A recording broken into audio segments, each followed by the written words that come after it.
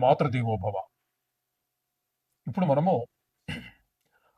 కుజుడు మకర రాశిలోనికి జనవరి 16వ తారీఖున ప్రవేశిస్తూ ఉన్నారు. ఈ మకర రాశిలో కుజుని యొక్క సంచారము 16వ తారీఖు జనవరి నెల 2026వ తేదీ నుండి 23వ తేదీ ఫిబ్రవరి నెల 2026 వరకు కుజుని యొక్క సంచారం ఇక్కడ మకరంలో సంచారం జరుగుతుంది.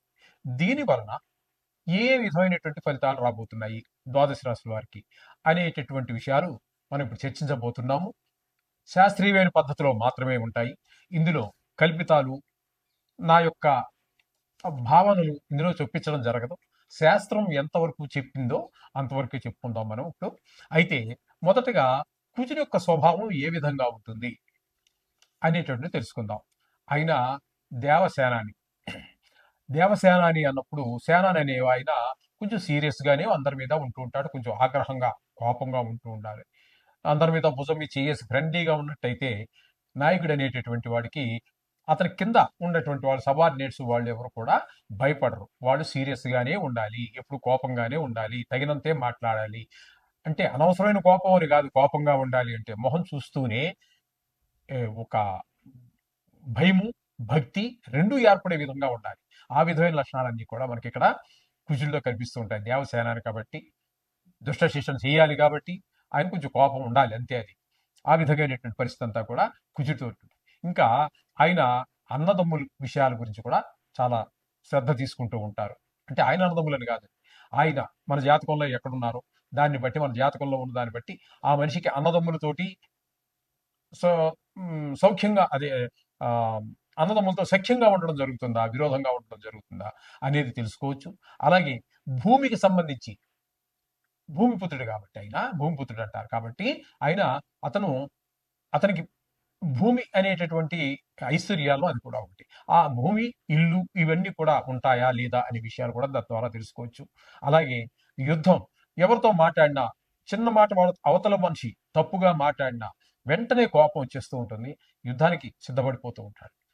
మామూలు మనుషులతోటే కాదండి, నవగ్రహాల్లో కూడా వేరే, అంటే రవితోటి, గురువుతోటి, ఆయన మిత్రులైన గ్రహాలు అయినటువంటి చంద్రుడితోటి, ఈ గ్రహాలతో వదిలిపెడితే మిగతా వారితో కూడా గ్రహ యుద్ధం చేస్తూ ఉంటాడు. మామూలుగా మన జాతకంలో మనం బాగాలేదనుకోండి, మనం కూడా ఇంచుమించుగా అదే పరిస్థితి ఉంటూ ఉంటుంది అనమాట. ఈ లక్షణాలన్నీ కూడా ఈ కుజుడి యొక్క ప్రభావాన్ని బట్టి అవతల మనుషుల మీద కూడా ప్రభావం పడుతూ ఉంటుంది. ఈ విధంగా ఉంటుంది. అలాగే శస్త్రములు, ఎంతసేపు గాయాలు అవ్వటం, లేకపోతే గాయం చేయటం, ఇట్లాంటివన్నీ శస్త్రాలకి సంబంధించినటువంటి వాళ్ళు ఇవన్నీ కూడా ఉంటుంటాయి.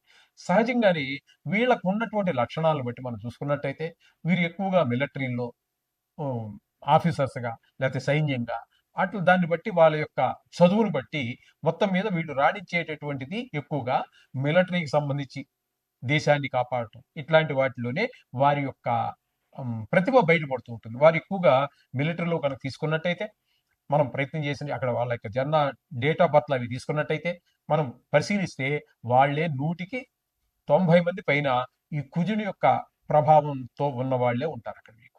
ఈ విధమైనటువంటి సత్వం కలిగినటువంటి వాడు ఈ కుజుడు. ఈ కుజుడు మన జాతకంలో చాలా విషయాల్లో, ప్రతి విషయం, సంతానం కలగటం విషయంలోను, పెళ్ళిళ్ళు అవ్వటం విషయంలోను, ఇట్లాంటి మన నిత్య జీవితం మీద, మానవుల యొక్క జీవిత విధానం మీద చాలా వాటిలో, ఉద్యోగం కూడా ఆయన కనుక దశమ స్థానంలో ఉన్నాడు అనుకోండి, చాలా మంచి ఉద్యోగం, చాలా పరుగుబడి కలిగి ఉండటము, భూములు, మంచి విపరీతమైనటువంటి ఆస్తులు కలిగి ఉండటం, ఇట్లాంటివన్నీ కూడా ఆయన మంచి మంచి ప్రదేశాల్లో ఉండడాన్ని బట్టి అనేక రకాలైనటువంటి ఫలితాలు ఇస్తూ వస్తూ ఉంటారు.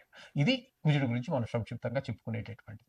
ఇప్పుడు మనం చెప్పుకుంటున్నది ఏంటంటే, ఇక్కడ ఆయన స్వభావం కరెక్టే, కానీ ఇక్కడ మనం చెప్పుకోబోయేది గోచార ఫలితాలు. ఆ గోచారంలో ఏ స్థానంలో ఉంటే ఏ ఫలితం అనేటటువంటిది ఇప్పుడు మనం తెలుసుకోబోతున్నాం. కర్కాటక రాశి వారికి కుజుని యొక్క సంచారం 7వ స్థానంలో జరుగుతున్నది.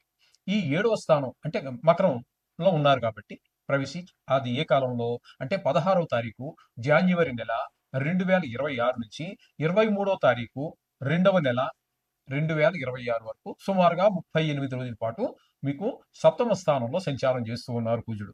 ఆ కాలంలో ఆయన ఇచ్చేటటువంటి ఫలితం, అంటే కర్కాటక రాశి వారికి ఇచ్చేటువంటి ఫలితం ఏంటన్నట్టయితే, అన్న వస్త్రాది రాహిత్యం.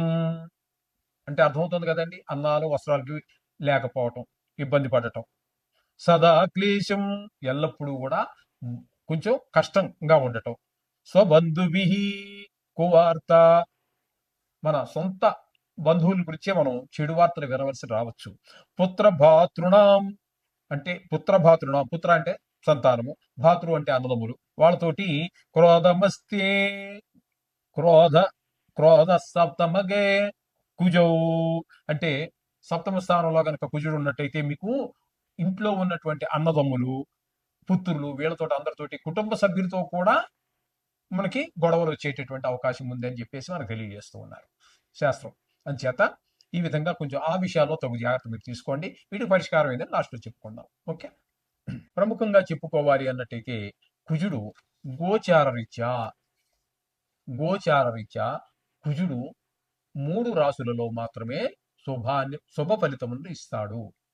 3 రాసుల్లోనే ఉండేవి 12 రాసులు. ఈ 12 రాసుల్లో 3 రాసుల్లో మాత్రమే ఆయన మంచి ఫలితాలను ఇస్తారు. ఆయన ఎవరెవరికి అన్నట్టయితే మూడవ రాశిలో ఎవరికి ఉన్నారు ఇక్కడ మనకి చెప్పుకోవాలంటే, మూడవ రాశిలో అంటే మనకి మూడవ రాశి అన్నట్టయితే వృశ్చికం. వృశ్చిక రాశి వారికి 3వ స్థానం అవుతోంది. కాబట్టి వృశ్చిక రాశి వారికి చాలా మంచి చేస్తారు. అలాగే 11వ స్థానంలో కుజుడు ఉన్నట్టయితే, 11వ రాశి ఎవరికి వచ్చింది మనం చెప్పుకున్న వాటిల్లో మీనరాశికి వచ్చింది. మీనరాశికి కుజుడు 11వ స్థానంలో సంచారం చేస్తున్నారు కాబట్టి మీనానికి, అలాగే వృశ్చికానికి, అలాగే మనకి ఇంకోటి సింహానికి. సింహాని అంటే 6వ స్థానంలో సంచారం చేస్తున్నాడు. 3, 6, 11 రాసులు అంటే వారికి మాత్రము కుజుడు పూర్తి శుభ ఫలితాలన్నీ కూడా అందజేస్తూ ఉన్నాడు. 3వ స్థానంలో ఉన్నప్పుడు మనం ఇందాక చెప్పుకున్నాము, మరొకసారి చెప్పుకునే ప్రయత్నం చేద్దాం. సోదరులు, ఇంట్లో మంచి మంచి సేవకులు, వీళ్ళందరూ మన సహాయ సహకారాలు అందించడం, మనం ఉద్యోగం చేసే దగ్గర, వ్యాపారం చేసే అందరూ మంచి సహాయ సహకారాలు అందిస్తూ ఉంటారు. ఆ విధంగా 3వ స్థానం వారికి, 6వ స్థానం వారికి మంచి అంటే ఆరోగ్యం బాగుంటుంది, అప్పు కావాలంటే పుడుతుంది, అప్పులు తీర్చేయగలుగుతాం. ఇట్లాంటి శుభ ఫలితాలన్నీ కూడా మనకి కలహాలు, మంచి పేరు, శత్రువులుగా ఉన్న వాళ్ళు కూడా మిత్రులుగా మాట్లాడాలంటే మంచి ఫలితాలు ఇస్తారు. అట్లాగే ఏకాదశ స్థానంలో ఉన్న వారికి ధన లాభాన్ని బాగా చేకూరుస్తారు ఆయన. ఏదైనా పని చేసినప్పుడు అందులో మీ నైపుణ్యం కూడా బయటపడుతుంది. ఈ విధమైనటువంటి 3 రాసులకి మాత్రమే మీకు మంచి ఫలితాలు ఇవ్వబోతున్నారు. అవి ఏంటంటే ఒకసారి మరోసారి చెప్పుకుందాం. సింహరాశి వారికి, అలాగే వృశ్చిక రాశి వారికి, మీనరాశి వారికి 3 రాశులకు మాత్రమే. మిగతా వారన్నిటికీ కూడా ఈయన ఏ విధమైన శుభ ఫలితాలు ఇవ్వజాలరు. కాబట్టి వీరందరూ కూడా రోజు మనం 2-3 సంవత్సరాల నుంచి మనం చెప్పుకుంటూనే ఉన్నాము. కాబట్టి ఈ నవగ్రహ ప్రార్థన చేసుకోండి. ఇందులో గాయాలు అని కానీ దెబ్బలు తాకే అవకాశం ఎక్కువగా ఉన్నట్టయితే కూడా, ఎక్కడైతే మనం చెప్పుకున్నాం కదండి ఇప్పుడు, వాటి ఎవరు విన్నారు కదా మీరు, వారందరూ మాత్రం కవచాన్ని, కుజ కవచం అని వస్తుంది, మీరు గూగుల్లో వెతుక్కోవచ్చు. లేదా పుస్తకాల షాపుల్లో కూడా నవగ్రహాలకు సంబంధించినటువంటి పుస్తకాలు అమ్ముతారు కదా, వాటిలో కవచం అని అడగండి, వారు ఇస్తారు షాప్ వారు. అవి కవచాన్ని చదువుకోవడం ద్వారా, కవచం అంటే శరీరాన్ని మనకి గాయాల నుంచి, రోగాల నుంచి, కేవలం గాయాలే కాదండి, రోగాల నుంచి కూడా కాపాడుతూ ఉంటుంది. ఈ విధమైనటువంటి అన్నింటినీ రక్షించాలంటే కవచం చాలా బాగా ఉపయోగపడుతుంది మన అందరికీ కూడా. కుజుడు అనుగ్రహం లేనటువంటి వారికి, అనుగ్రహం ఉన్న వారికి కవచం అవసరం లేదు.